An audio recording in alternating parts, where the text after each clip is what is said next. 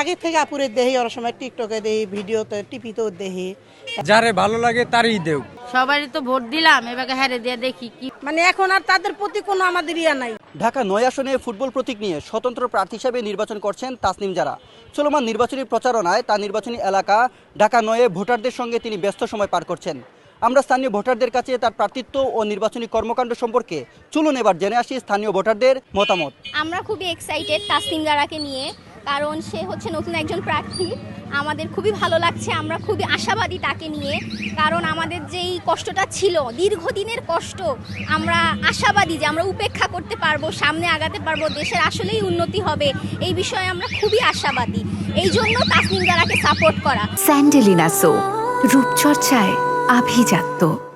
আসলে আমি first time এখনো ভোটার হই নাই, বাট এমনিতে মানে ভালো লাগতেছে, নতুন একজন আসছে, সে আমাদের এলাকা থেকে একজন মানে প্রার্থী হয়ে দাঁড়াইছে, সে যে দাঁড়াইছে এটা ভালো লাগতেছে। সে অনেকগুলা মানে পরিবর্তন আনতে চায় আমাদের এলাকাতে, মানে সব জায়গায় একটা পরিবর্তন আনতে চায়, ওইটার জন্যই আমি অনেক খুশি।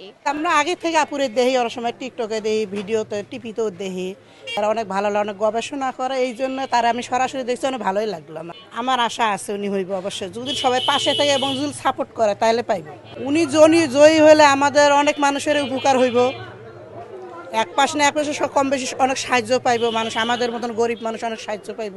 ভালো চোখেই দেখছি, হ্যাঁ দেখি ভোট দেওয়া উন্নতি কি করতে পারে।